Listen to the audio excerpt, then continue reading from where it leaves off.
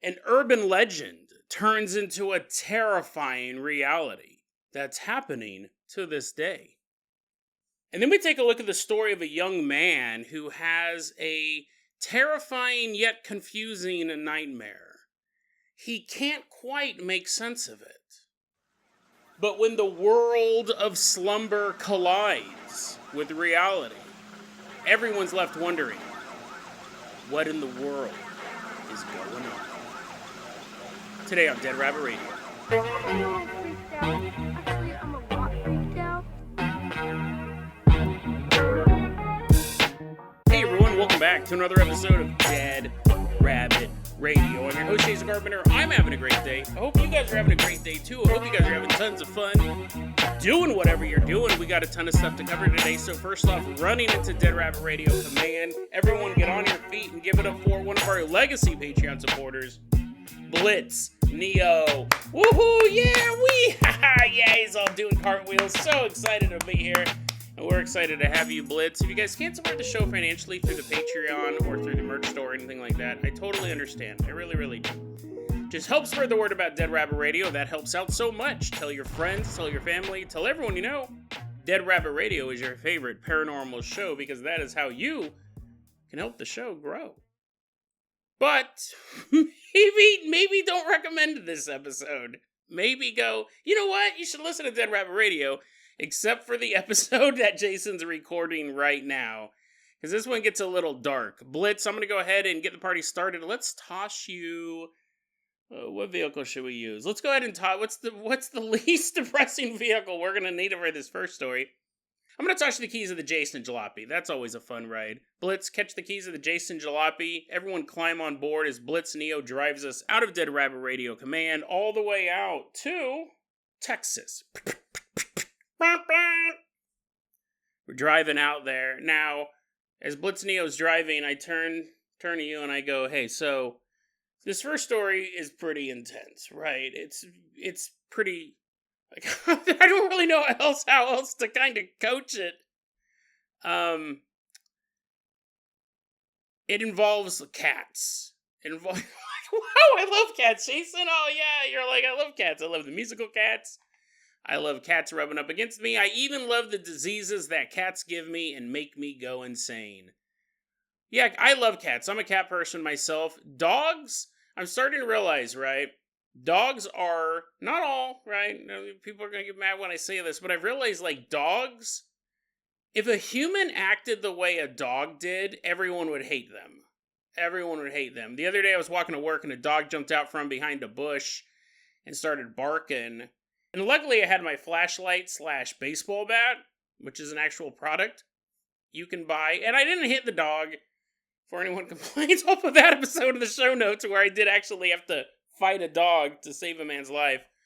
No, that didn't happen the other day. This dog jumped out. It's like 6 a.m. or whatever. This dog jumped out from behind the bush, started barking and advancing on me, and it scared me. So I went, ah! And then I go, get back! Get back! And the dog ran away. Also, this flashlight's pretty cool because it has a strobe feature. So I've had to use it on dogs before. It's very disorienting. It's disorienting on humans as well, but they can just slightly turn their head away. But a dog, they're like, oh, what?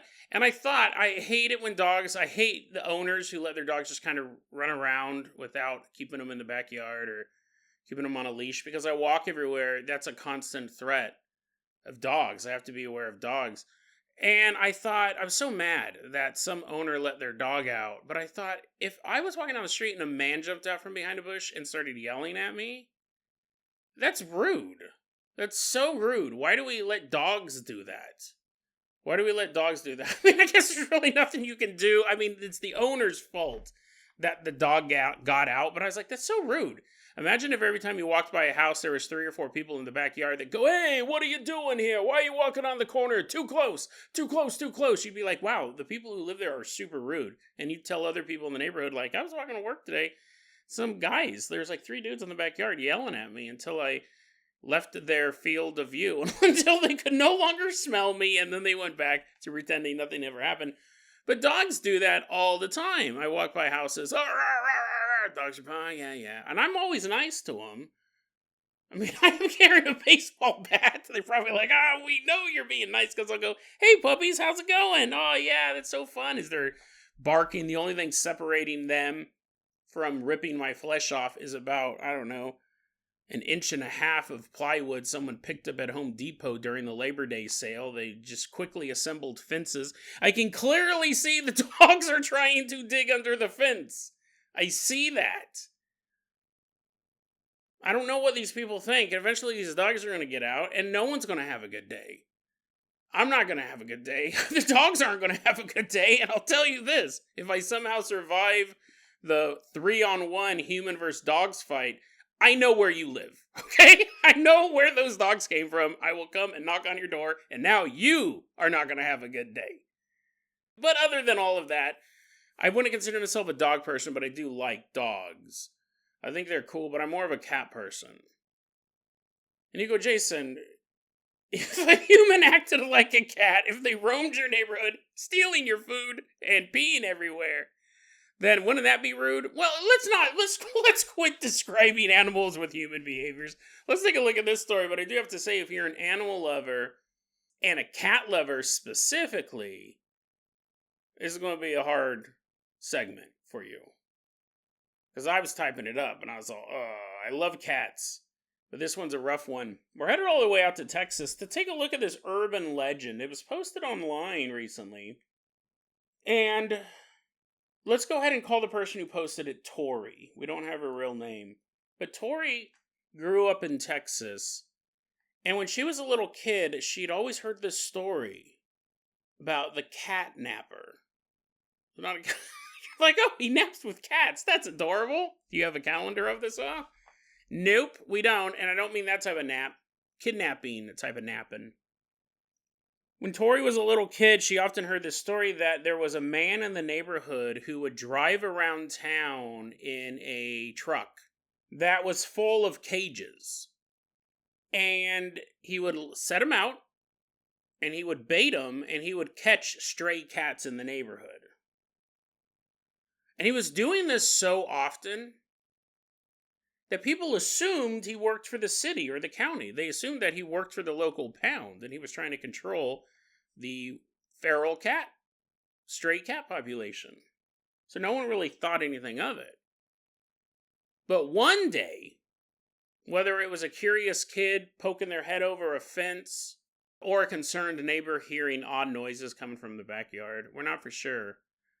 But eventually it was discovered that this man was taking the cats home and killing them in very, very disgusting ways. The man ended up getting arrested for this, for animal abuse, murdering scores of these things very brutally, was sent to prison.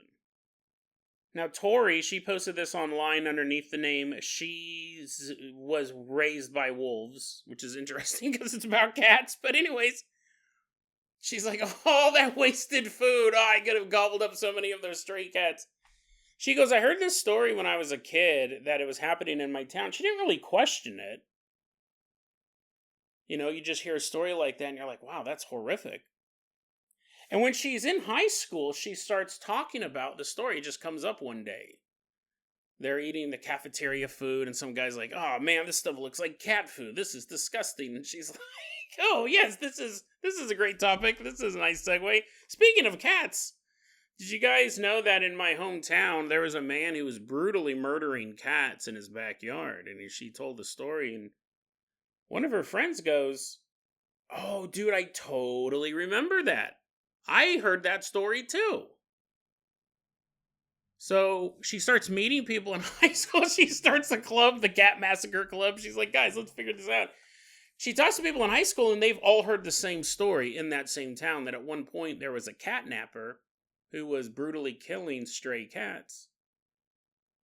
But they can never find any more info on it. They can never find like a news article. They can never find anyone who witnessed it, which to be fair, probably wouldn't want to bring it back up. Horrific. They can never find any info on it. So is it an urban legend? She said she asked about it on Reddit at one point.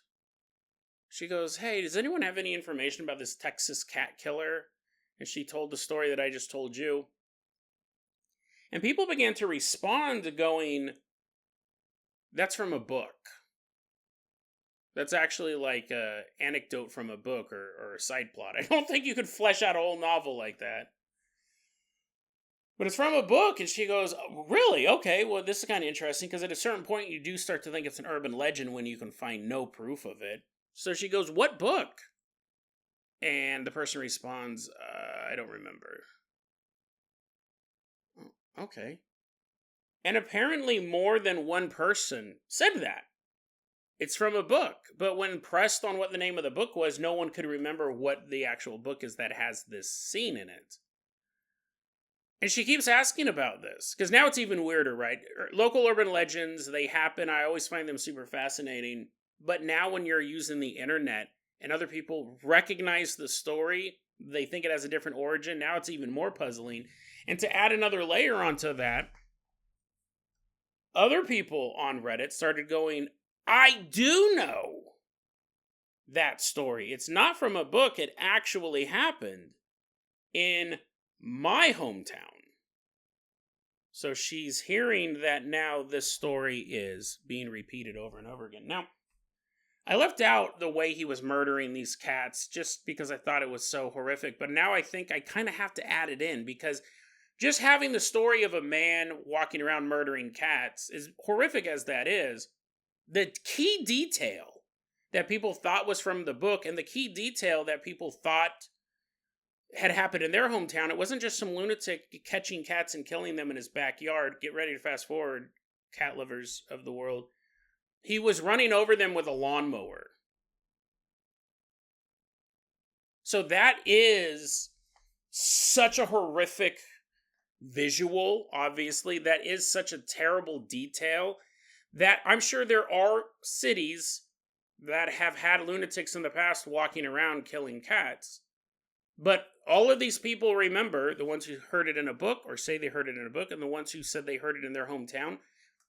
Tori's friends at high school, the key detail was it wasn't just the guy collecting cats and killing them. He was running over them with a lawnmower in his backyard.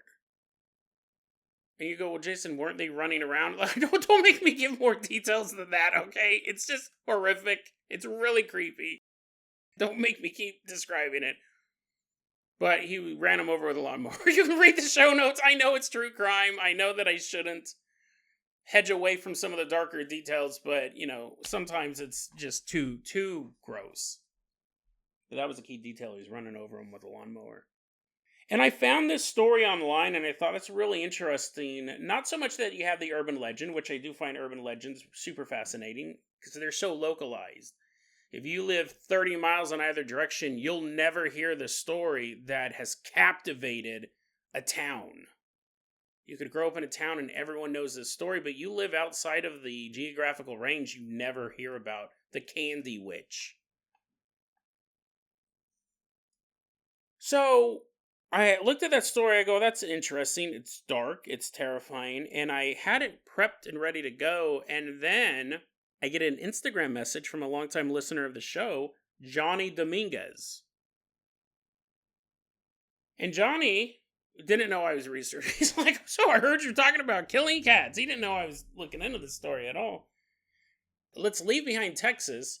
We're headed out to San Pedro, California. It's June 2024. People in these local community apps in San Pedro, California, whether it be Facebook or whatever they're using to talk to each other, they start warning residents of San Pedro saying, hey, I saw something horrible today. I saw a dead cat with a crossbow bolt through it.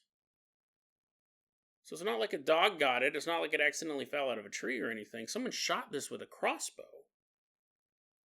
And other people start responding and going, that's insane because I saw a dead cat in a different part of town with a crossbow bolt through it. What? Okay, so it wasn't accidental. Someone's hunting these cats. And more of these community reports are popping up. And people start to make a connection between the dead cats, the murdered cats, and nearby, very often nearby, there was a painted double cross. It was a red cross that had 2 bars on the top. It's a old-timey cross. A couple different denominations have used them over the centuries. So now you're thinking, it's a ritual. Do we have Satan worshippers in San Pedro, California? Are they sacrificing these animals? What's going on? What's with this weird symbol that's appearing near these dead cats? And more residents are talking in these community apps. They're going, my cat came home last night with a crossbow bolt in it. Luckily, it survived. But this guy is actively hunting cats, not just strays. Like, that would be bad enough, but he's shooting anything that's feline. So the local news station starts covering this. And this story gets so weird. And this is not an urban legend. It would feel like an urban legend at first, right? People are thinking, who would be shooting cats with a crossbow? Or what's going on here? And you think, oh, maybe it's a mistake. Maybe they're hyping something up or whatever. No. Local news gets involved. FoxLA.com does a couple stories on this. And what's interesting is everyone in the neighborhood figures out very quickly who the cat killer is. But news articles on him are very reluctant to say his name, which I thought was weird. I had to watch a couple videos and read a couple articles. I was finding Instagram posts that were doxing him, which I can't put in the show notes because it's a dox.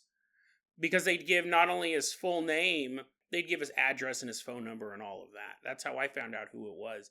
And then finally, I found a video where they actually said his name. So the media did put it out there at a certain point. But for a while, it was interesting to have this guy who everyone in town is saying this guy's killing cats. And they're trying to expose him. And if you look at the Reddits, because people were talking about this on the San Pedro subreddit, if you said his name in the subreddit, the post got deleted. If you put that in the main post, everything got deleted. You could not post his name on Reddit. The comments were getting deleted. So you go, Jason, that kind of makes sense, right? He hasn't been convicted of a crime. It's hearsay. Like, everyone in town could think that someone's hunting cats with a crossbow, but, he's a private citizen. You can't blast his name across the internet. And that's all fair, right? I do understand that you can't accuse private people without really any proof of it. He has gone on video. He has been interviewed by the local news station, where while he has not come out and said, yes, I am roaming around the city killing cats with a crossbow and painting this odd double-barred cross everywhere, this man, he's a 70-year-old retiree going by the name Roger Montague. While he specifically denies hunting cats, he appears on television wearing a giant wooden cross with a double bar on it. And then he has like a wicker hat, and then another cross attached to that hat. And he's like, I don't know what all these neighbors are talking about. I mean, the symbols that I wear on my body mysteriously appearing around dead cats, I don't know what that's all about. They're just the worry warts. They're just making stuff up. And he's also it's so funny because you'll cut back and forth between these people going, yeah, it's crazy. He walks around town throwing garlic at people and throwing garlic over the fence. And if dogs eat garlic, it makes them really sick. We think he's trying to poison the dogs. So they ask him, the reporter goes, are you throwing garlic at people? Are you throwing garlic into people's yards? And he goes, oh yeah, no, I'm totally doing that. And they're like, why are you throwing garlic? And he goes, it protects them from evil demons. It protects them from disease. I'm trying to help out. Throwing garlic everywhere. People who have talked to him, he did not admit this on camera, but people who have talked to him, because everyone in town knows that this is him and they've confronted him. One person asked, why are you killing the cats? And he said, because I eat them, allegedly. That's what this witness said, that he eats them. As he's wiping away a little bit of fur. Oh, yeah, allegedly I eat cats. Another person asked him why he's killing the cats, and he goes, because they're demons. The cats are actually demons, and I'm cleaning up the streets of San Pedro by killing them. I'm doing everyone a favor. I don't know why everyone's freaking out by this. The same witness says he seems to think he's a member of the Knights Templar. He's doing this grand service for the community. One woman said that she feeds stray cats. She's known in the area for doing that. And one day she was outside and she heard a... Okay, you know what that noise is? It's a crossbow. Crossbow fired and this bolt flew by her and missed. And she's like, okay, there's only one person in town I know who hates cats and owns a crossbow. So she didn't see him do it. But she goes, this guy tried shooting me with his crossbow bolt. Now, the people in town have gone to the police. And they've said, listen, there's this guy, he's walking around, he's shooting cats with crossbows. This woman raises her hand in the back. She's like, he tried shooting me, too. Tried shooting me with a crossbow bolt. People are complaining about this. They go, we've confronted him, and he's talking about eating them. He's talking about thinking they're demons. He keeps throwing garlic everywhere. And the police have said, well, is any of this caught on video? Do you have any proof that he did any of this? And everyone's kind of like looking around. They're like, no, we don't. And the cops go, we can't do anything. And the woman who had the crossbow bolt miss her, she goes, what about me? He actually assaulted me. And the police go, do you have that on video?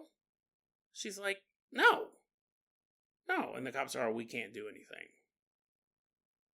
And people are like, what are you talking about? People get arrested all the time, not on video. Tons of murders get solved. There's no video cameras around.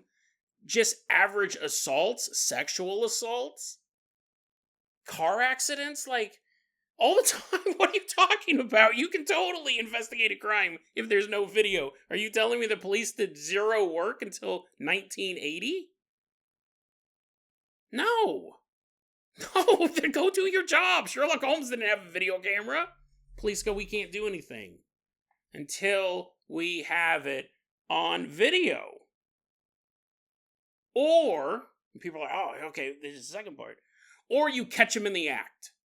You have to see him pull the trigger on the crossbow. You have to see the bolt go into the cat. And then him run away. Or maybe he stands there and gloats, we don't know. But then we can go arrest him. But otherwise, it's just random crossbow bolts flying around, a man wearing a mysterious symbol around his neck that appears at the sightings of all these murders. And he will admit on camera that he throws garlic at people. They're like, can't you arrest him for that? Can't you arrest him for the garlic? They're like, no. We can't arrest him for the garlic, even though he admitted to it. Now, you have one person on the line said, listen, he's been doing this for 4 years. Like, I'm surprised it took this long for people to notice. He's been doing this for 4 years, and the police are saying we're not going to do anything about it until you actually catch him in the act, which is not true of literally any other crime ever.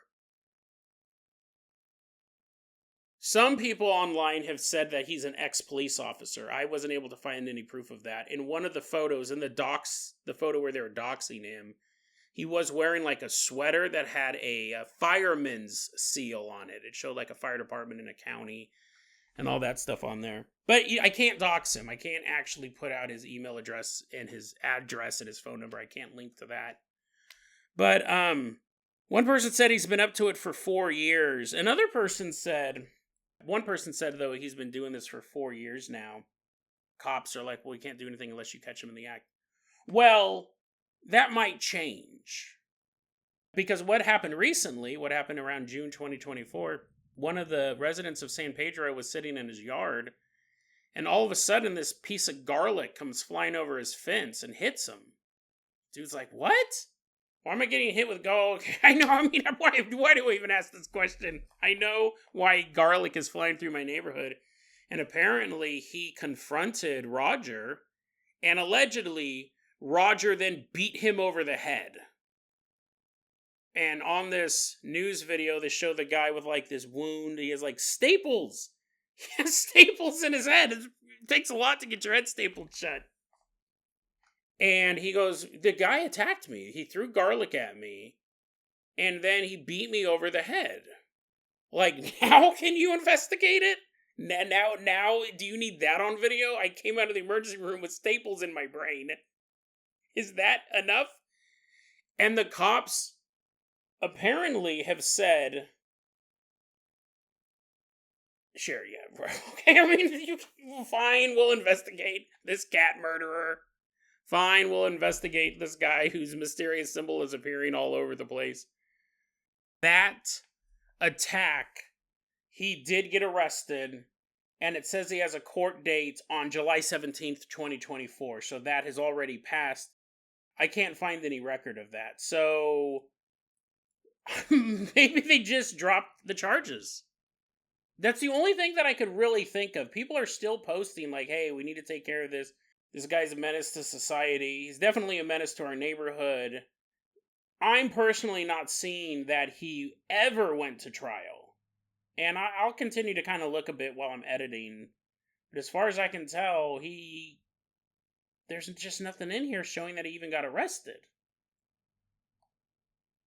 So allegedly, Roger Montague is running around killing cats. He's admitted to throwing garlic at people. And you go, that's not that too bad. You're like you're like, oh, I want to make some spaghetti. And you're like just walking around San Pedro. All of a sudden, all this garlic falls in your pot. You're like, thank you, Roger. Yeah, I did look it up. It is poisonous to dogs. That's what people were complaining about. They think he's trying to wage war on the dog population as well. It's a bizarre story and it's ongoing. And again, I can't find that he was ever arrested or tried or anything like that. So, is the saga of the San Pedro Cat Killer solved? Is Roger Montague indeed the cat killer or not? Are they two separate entities? Does Roger Montague own a crossbow? That might be something. But I think the bigger question here is what is up with the police? Because that is literally the dumbest reason. I mean, imagine living in that area and your car gets stolen and you call the cops. You're like, my car's gone. And they're like, yeah, we can't investigate it. Did you have a Ring doorbell camera? And you're like, what? No. Cops are like, we can't investigate it. It's so bizarre. That's what elevates it. Not just from, we started off with an urban legend, then we got to true crime. Now we're at conspiracy level. Why are the police refusing to investigate this? If someone was walking around and everyone in the neighborhood said that person is killing cats in almost any other community, the cops would investigate it. It's not that they are not arresting him, which they may not have done that either. It's not that they're not arresting him, it's that they refuse to investigate it. I can understand if they go, listen, we talked to him, he doesn't own a crossbow, he doesn't have a problem with cats, we talked to him for a long time, it's a total mistake. Yeah, he's weird with the garlic thing, but after an investigation, he is not killing cats. That's one thing. And you go, well, okay, I still think he's the cat killer, but whatever. He was fully investigated and he was cleared. They're refusing to even investigate him. They go, we're not even going to look at anything. We're not even going to go to his house and knock on his door and ask him, sir, do you own a crossbow? That's what takes it from true crime to conspiracy, to a cover-up. Why? Who knows? The idea that he's an ex-cop, I mean, that could hold some weight, but I couldn't find any proof that was actually the case. So, bizarre story. Again, we started off with a little urban legend. Johnny Dominguez, thanks for sending this over. A bizarre story. We started off with a creepy urban legend in Texas. Brings us to a current event, something happening to this day. A cat killer. Whether it's Roger Montague or not, someone is stalking the streets of San Pedro, killing cats with a crossbow. And that is no urban legend. Blitz Neo, let's go ahead and toss you the keys to the world famous Carpenter Copter. We are going to leave behind San Pedro. We hope those cats seek out justice. Well, let me rephrase that. We hope that the police do their job and at least investigate him. That's all we're asking, is an investigation. And we hope the cats are fine. No one should be hurting any animals, but especially cats, because they're the best. Blitz Neo, let's go ahead and leave behind San Pedro. Why don't you fly us all the way out, too? A house in the suburbs. And I'll be honest, this is actually not the story I planned to cover. We'll save that. It's a really cool story, but we'll save it for tomorrow. I'm really, really on the edge fighting this sinus problem from becoming a sinus infection. So I've been taking a ton of cold medicine. You're like, yay! Yay! Jason, anyone's been listening to the podcast for a long time, they're probably checking their calendar. They're like, well, I know Jason in the fall gets sick with something. What was it again?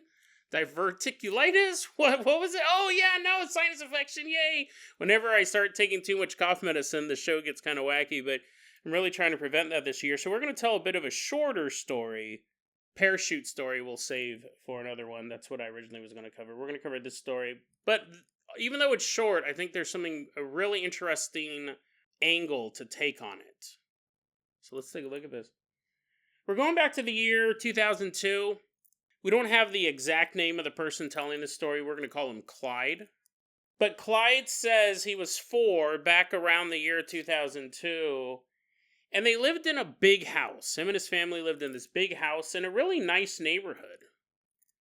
And while he used to have to share a room with his little brother, now Clyde's a big boy. Wait a second, how are you 4 and you have a little brother? Those kids are kind of close together.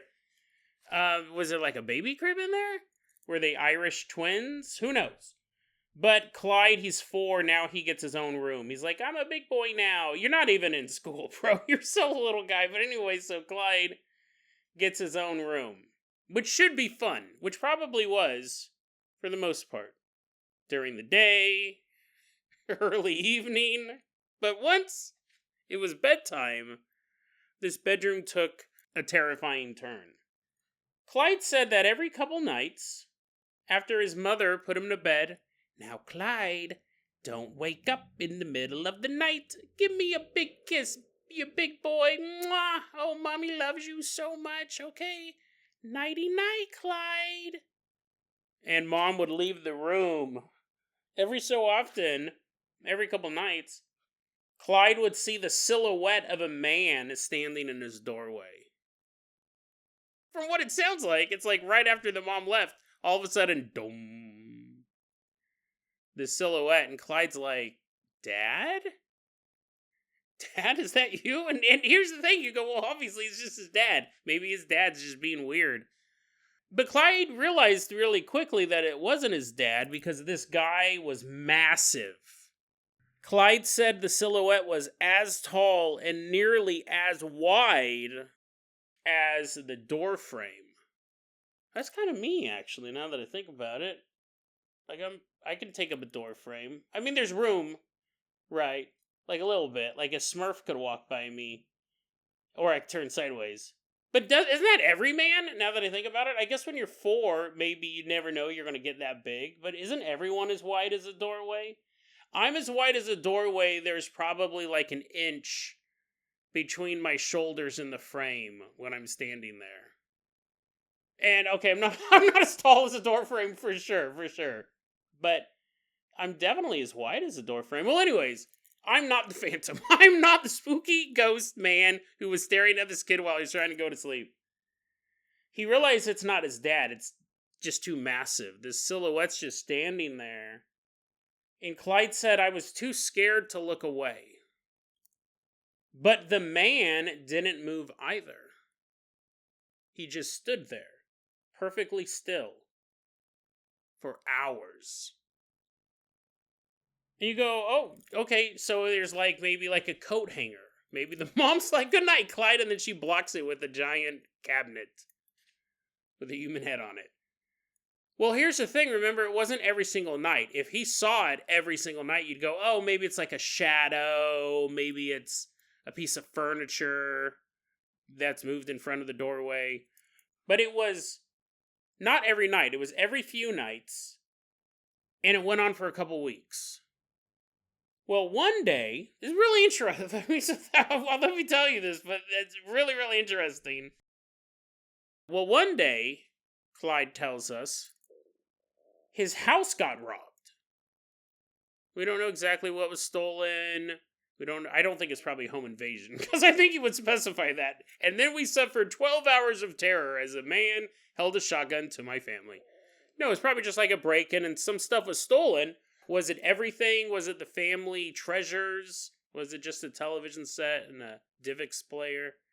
We don't know, but his house did get robbed, and Clyde never saw the shadow man in his doorway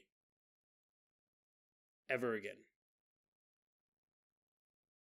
So, he writes at the end of this, Clyde writes this, because he's been thinking about this for decades, right? He's writing this 22 years later. He posted this pretty recently. He said, quote, "This all could have easily been my overactive imagination." We'll put a little feather in that for now. "This all could have easily been my overactive imagination, but thinking back, I wonder if this man was living in our house somewhere. It would have been hard to break into quietly, and I don't know why someone would case a house so many times just to rob some jewelry," unquote. So I guess I should have read my notes more.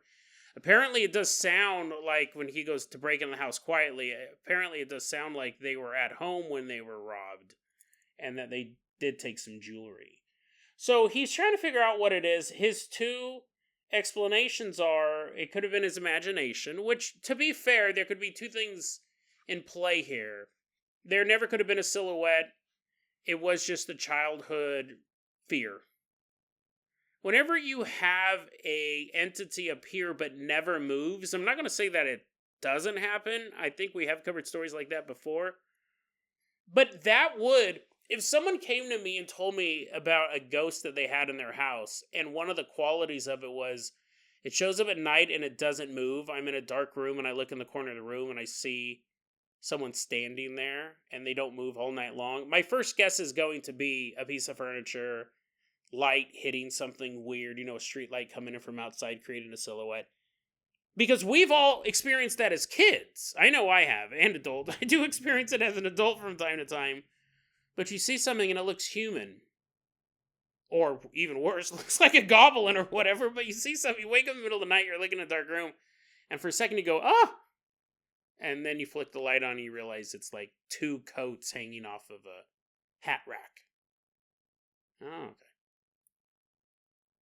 So it could have been something like that. That would be an obvious answer. The idea that someone was casing the house the whole time, again, that doesn't wash. Not to say burglars and thieves don't case a house, but I mean, he's not doing the job right if he's standing perfectly still at the doorway of a little kid's bedroom. Like, the jewels are in another place. But then I started thinking about this. But then I really started thinking about this story. And I thought, what if this shadow, this silhouette, was a warning? Not necessarily like a guardian angel, but kind of someone was trying to let the family know that because here's the thing.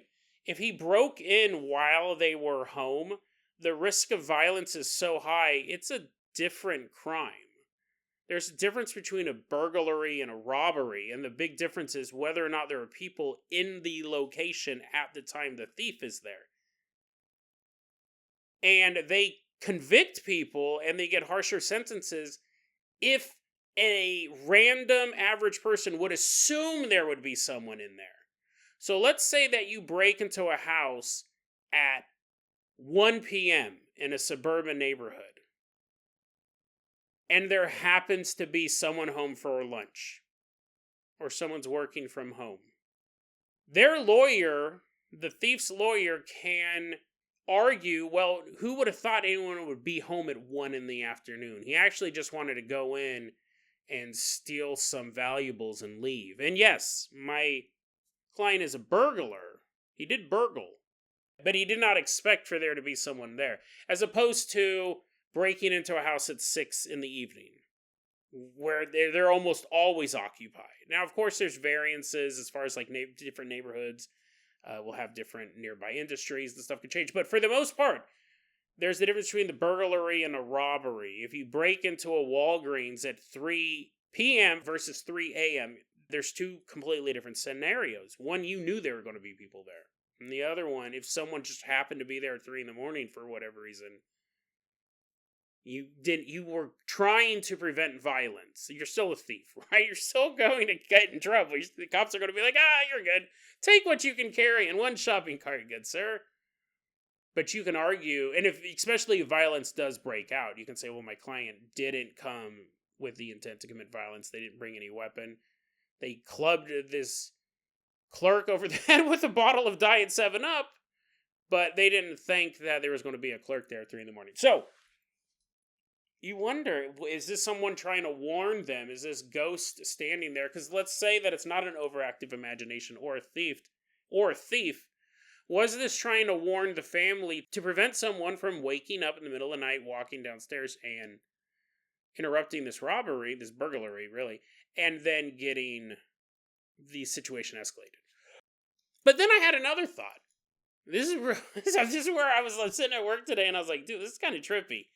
And there is a way to test this. The amount of legwork it would take would be immense. I might have to call up my good friends of the Black Society, the government agency that hunts ghosts, on this one. But remember, he never saw this afterwards, and it seemed to be appearing for a couple weeks and then disappeared completely. Like, he didn't see it before this, he didn't see it after this. I don't know what the correlation would be just yet. I have a theory. The internet, and really written ghost stories, there's a couple different types of recorded ghost stories, but some of them are, this place has been haunted for a long time.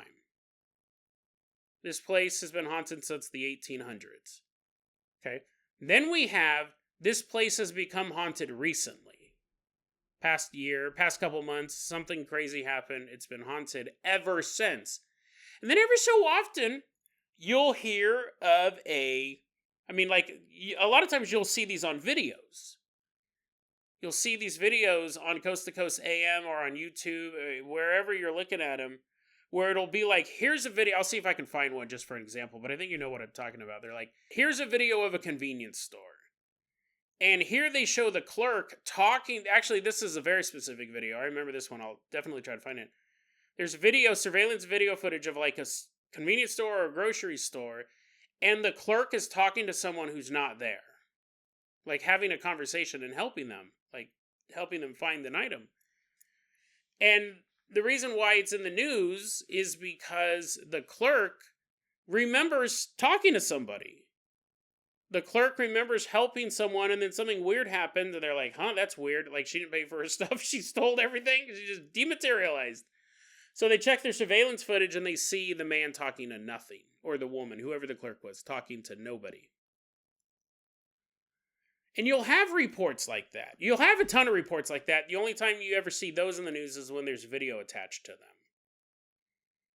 But what I'm saying is, those one-off ghosts that appear for a very short period of time, no record of it being haunted before, no record of it being haunted afterwards, but for a period of time something weird happens, a ghost walking around, sightings, weird noises, such like that. I wonder if you could draw a Venn diagram between short-term new hauntings and crime. Not murder, an upcoming crime. Like a robbery. Or I guess murder. Murder would count too, but I think at that point the guardian angels would get a phone call. You have a hotel, everything's normal, and then one day it seems like the entrance doors are malfunctioning, and security starts saying, hey, what's up with the doors? They keep malfunctioning. They keep opening and closing like someone's coming in, but no one's coming in. And they're like, what? And maybe they catch it on video, but people go, it's just a malfunction. And then a week later, someone robs that hotel. They go right up to the front counter with a gun in their hand and they say, "Give me all your money." And then the haunting stops. And the reason why, I mean, there may be, here's the thing. When you have, that is such a broad net. That's such a broad, and I know that, right? But I think if you could consistently find those things, and it'd be hard. Like, you would call these places up, be like, "Have you been robbed yet?" And they're like, "What? No." And you're like, "Well, stay tuned. I'll call you next week." They're like, "What?" Now I'm going to start, every time they show one of these videos, I'm going to find out where it's at. "Have you been robbed or assaulted yet? Anyone murdered?" And you go, "Jason, well, that's kind of a odd connection to come up with. You just have this one story. You have this silhouette, appears a couple times a week for a few weeks. Robbery happens." You're like, you're basing a whole theory off one event. Well, let's hypothetically say that I am a criminal. As a hypothetical criminal, whenever you want to, there's multiple types of criminals, right? There's the impulse criminal who just wants whatever they can get because they need the meth money right now. But the other type of criminal, the hypothetical Jason criminal, something you have to look at is you have to plan things out very carefully. There's a reason why certain criminals don't get caught. Some people may complain that it's over planning. Some people may think that you put too much thought into it. But I've always said, hypothetically, if you're going to commit any crime, you should plan it as obsessively as committing murder. Because, yeah, that might be a ton of planning to do if you're just going to commit, property damage or grand theft or assault. But you don't know so many variables that can happen. You may not know who the victim, you know who the victim is because you're planning it, but you may not know who his uncle is or who his uncle's son is. And that guy just happens to be a cop in Tucson, Arizona. Which doesn't mean a lot to you in Sacramento, but it means a lot when the cop from Tucson, Arizona calls Sac PD and says, "Hey, I was wondering if you could do me a favor. Could you put someone who's going to take this seriously? My cousin out in Sacramento, he's gotten into some fight, and can you figure out what's going on out there?" You know who your target is, but you don't always know all the variables. There's a ton of them, right? You don't know who's going to be driving by just randomly at the time. Things like that. I mean, God forbid, I don't know how anyone does it nowadays with Ring doorbell cameras. But there's so much stuff you can't account for. There's so much stuff that you can't plan for. So you need to over-plan for the things you can. Check your tires. Check your oil. Make sure your car is in good running order. That's step one whenever you're moving in and out of an area. No bumper stickers, no vanity license plates. You have to have a car that can completely blend in almost any neighborhood. No fancy rims, no tinted windows, nothing that's going to draw police attention to you as you're entering or leaving a particular area. You have to know how long it's going to take, and you have to be able to call it at a certain point. If you say, we're going to time this is going to take us 2 minutes, which is an extremely long time. Hypothetically, I would say any crime that's going to take 5 minutes or longer, the risk of you getting caught is extremely high. Extremely high in that case. 5 minutes is a long amount of time to do something in an area that is not your area, that's illegal. You're basically trying to outrun a cell phone. You're trying to outrun a cell phone call. And the second you get spotted, you're trying to outrun a radio as the officers are calling things in. So you plan everything that you can. And I wonder if during said planning, you are sending out unconsciously, because you're looking at these. I mean, maps, that's fancy. Nowadays, all of these guys have like Google Earth and stuff like that, right? Nowadays, you can sit there and zoom in, put a little guy, and do it like hey, look, here's a 3D printed model of the neighborhood. Any questions, gentlemen? This is how we're going to go in here. But you would have to, especially back in 2002, you would. I mean, you could listen, man. I'm sure I'll get 100 comments. Nah, dude, that's not how crime works. People just break into houses and take what they. Yeah, sure. A lot of people do. And a lot of those guys break into a few houses and they get arrested. Or they have a rap sheet a mile long. They've been arrested for this and that. And spending time in prison is part of their industry. But then there's the other type of criminal that's just going to really try to drill down and try to plan for every single thing they can plan for. Because listen, you understand that you could have the perfect plan. You pull up outside the location, you step out of the car, you slip on a puddle, and you sprain your ankle. And it's ruined. You're probably screaming, right? Maybe not a sprained ankle, right? I'm a big baby. I probably would have been like, ow, no, ow, abort the plan. Because I have my compadres drag me back to the vehicle. I'm all just dead weight. They're like, dude, you can hop on the other leg. I'm like, no, I'm too worried that I'll sprain that one too. You could get out of your car. You could pull off the perfect crime. You could be headed back to your car. You could trip, face plant right on the cement. There's a ton of different things. I mean, the most likely one is you're doing what you need to do. You're headed back to your car, and there just happens to be a cop pulling around the corner. I mean, there's not much you can do in that case. But sometimes you do what you need to do. You're walking out to your car, and just a random car at 3 a.m. is driving by, and they get a good look at your car, you, everybody. And you can't plan for that. You cannot plan for those things. So you have to over-plan for everything else. If you can get a copy of the weather report, right, I recommend all of that stuff, hypothetically. So, and I'll wrap this up real quick.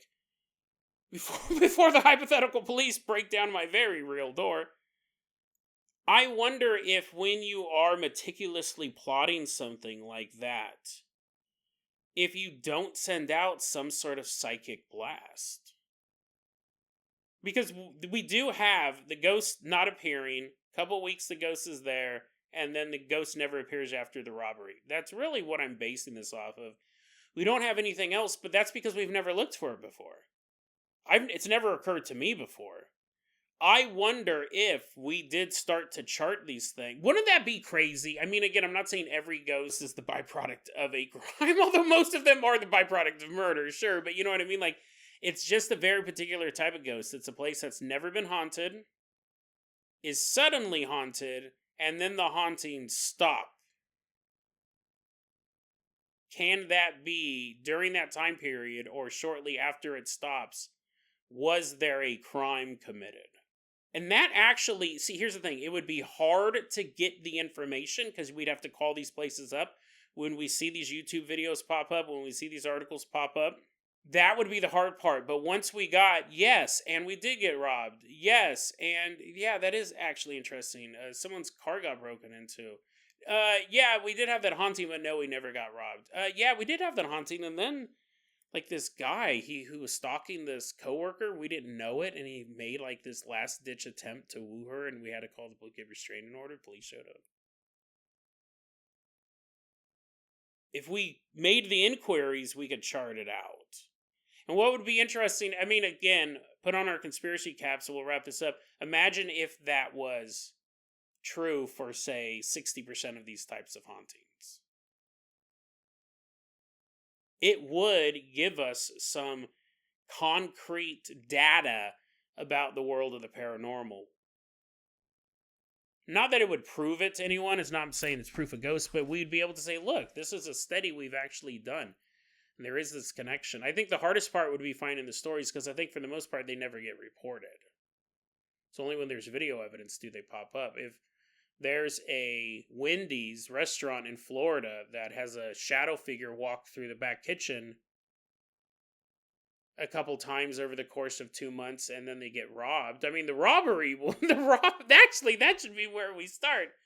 Places that are the subjects of robberies, we start calling them up, disguising our voices so they don't know who we are, saying, hey, have you guys seen a ghost previous to this robbery? Any weird? That'd actually be the way to go about it. Now, think about it, people are all traumatized. They're like, oh, I'm already scared of being robbed again, and now I'm scared of ghosts. Ah! And I was like, oh, I'm so sorry. Good thing I disguised my voice. You don't know who I am. Click. Interesting. It'll be interesting to see. This is one of those things like the black bedroom phenomenon. We covered it as a story, and I go, oh, that's an interesting story. And then, once we started looking for it, I started finding more, and you guys started finding more, and sending them in. We started to build up the black bedroom phenomenon. I'll put those series of episodes in the show notes. It's fascinating stuff. Maybe this is something like this. Maybe it's not. Maybe this is the one-off thing.